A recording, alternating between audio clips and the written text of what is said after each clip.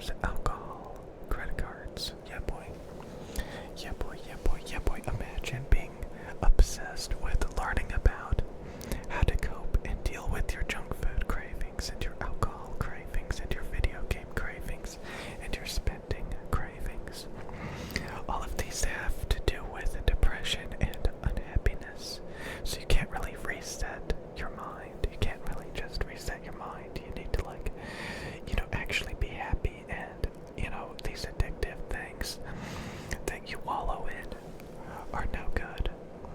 So if we go to the shorts are pretty interesting. Oh my god, relationships. Oh my god. This is what they mean to me. They mean that there's love, there's commitment, and there's like someone on your team. Okay.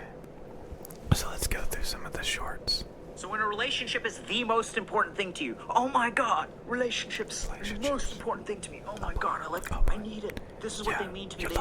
They mean that there's love, there's commitment, and there's like someone on your team all the time, someone there for you whenever you need it. And then you have this idea of, oh my god, like this relationship with this beautiful, what a beautiful relationship. And then some unlucky human being has to pick up that mantle. Some unlucky human being with flaws is now trying to interact with you. But you're not interacting with them because you have a preconceived idea of what the relationship should be. This is what I want. I need all of these things from and then some human, just a person, is like, I don't know how to handle this. Like, I can't make this person happy. So they feel all of that pressure and it pushes them away. So paradoxically, the first thing that you need to do, if relationships are the most important thing in the world to you, is make them less important. So when a relationship is the most important thing. So imagine you're lonely, you've been playing video games all day, and you just really want a relationship. You just really want somebody to be there to pull you out of your shitty video game addiction, your lonely isolation. He's basically telling you, no, that's not what you need. You need to be happy with yourself. It's the whole argument, like, you need to be, like, happy with yourself before you, how can you love anybody else if you don't love yourself? That's just a stupid argument. This is for those people that have no social interaction, no family, no friends, and they are lonely, and they desperately need a relationship in their life. Oh boy, cringe. Let me tell you, a relationship is the best thing for you. Cringe, my dad, cringe. Again, this guy, I think he's been in a relationship his whole life. This is terrible advice. Okay. So dating profiles are restricted with the kind of information that you can put. And do dating profiles capture the actual variables that lead to successful relationships? No, they don't. Right? There's all kinds of variables that lead to successful relationships, like shared emotional experience the first time you meet. You can't put that on a dating app. Everyone assumes that it's different, shared religion, and everybody who wants, like, I want to be a sugar daddy, or I want to be a sugar baby, and somebody else wants to be a sugar mama, and like, as long as the babies and the mamas and the daddies all get together, everybody's happy. That's not actually what leads to relationships. So the first thing is, when we have low self-esteem, when we think that, oh my god, this is like, I'm not good at this, the biggest mistake that we make is we remove all the people that are too good for us. And then we're left with all the people who are a little bit busted. And then no wonder we have negative experiences, right? Because you're selecting the one person that feels safe to you, which is someone who is unable to have a healthy relationship. Cringe. So dating? Cringe. Yeah, you shouldn't be on dating websites. That's sad. Okay. Let's look at this one. Let's see. And so this is also why people say work on yourself before you start dating. Now, if only that worked. The sad truth of the matter, and we know this from studies on attachment theory, is that oftentimes if you're so busted and you have low self-esteem, you can't necessarily fix that on your own. I mean, a lot of people do, and I think it's a worthwhile endeavor for you to try to fix it on your own. But the sad truth of the matter is that we know from, lots of research on psychotherapy and stuff like that, oftentimes we need corrective emotional experiences to heal that trauma. And those corrective emotional experiences are provided by other human beings. And this is something that we don't like to say, especially in the West, because we have this culture of independence. I should be able to do it myself. But that's not how human beings were wired. We were wired as a tribe. Well, his first video, he said the other thing, like, how are you gonna put all these emotional problems on somebody else and expect them to help you? Like, that's just... So when a relationship is the most important thing to you, oh my God, relationships are the most important thing to me. Oh my God, I need it. This is what they mean to me. They mean that there's love and there's commitment and there's like someone on your team all the time, someone there for you whenever you need it. And then you have this idea of, oh my God, like this relationship with this beautiful, so what a beautiful relationship. And then some... That's weird because he just recommended that you can't, do that you can't get help from other people. And then he said that you need help from other people because you can't do it yourself. This is just weird.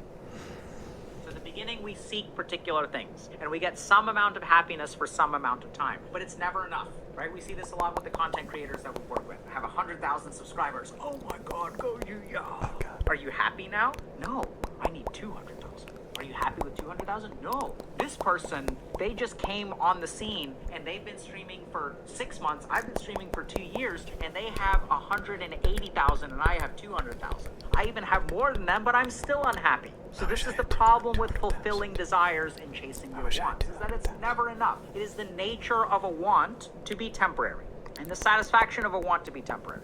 How long does the happiness from the perfect wedding last? We have all these bridezillas and groomzillas now, right? I want this, I want this, I want this.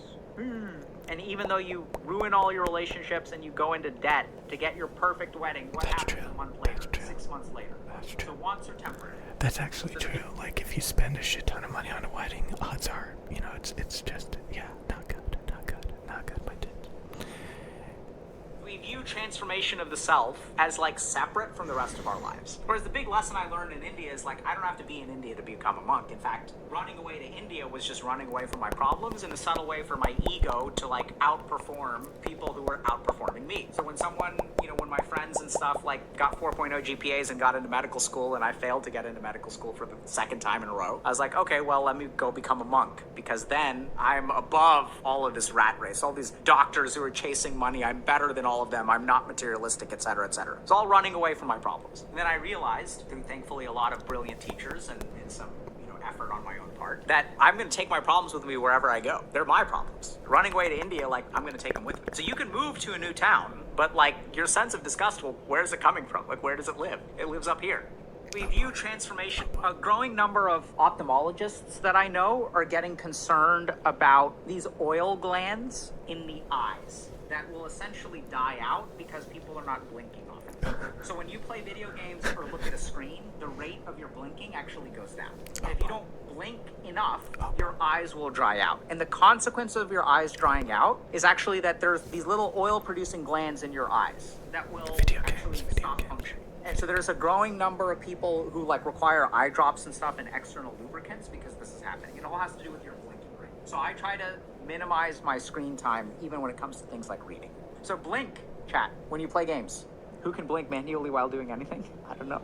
Oh boy, that's cringe. Manually? So when you're trying to develop your vision of life, anything in your mind that is a goal, which is, by the way, how you've been conditioned to think, right? Promotion, this percentage of, increase in salary, this kind of whatever. Like, it's always goals, goals, goals, goals, goals. I want to lose 5 pounds. That's different from, I want to live a life of health, right? My body is a temple. What does that mean? Those are those vision kinds of statements that then you move towards in a particular way. And when you have a solid vision of your life, then people will sort of notice that in all of the actions that you do. Because in pursuing that vision, you'll start to align different parts of your life. And people will be like, wow, that person is so organized. So how do we develop this vision? First thing that we do is we get rid of goals. It has nothing to do with goals. Second thing is that we want to really think about what are the ideals that you want to live your life towards and be as floofy and uncalculated as possible. All those thoughts that you've let go by the wayside because they're not useful and you can't achieve them in this world is something that you need to start to develop. So when you're trying to develop your vision of, let's say that I'm taught that homosexuality is bad, evil, and I grow up in a situation where homosexuality is viewed as bad. So as I start to have homosexual feelings, I feel homosexual and homosexuality is bad, therefore I am bad. And then it's very hard to go through life hating a part of yourself. What's way easier is for us to take that hate towards ourselves and project it towards somebody else. And you'll notice this. I can't believe people watch this shit, honestly. It's just...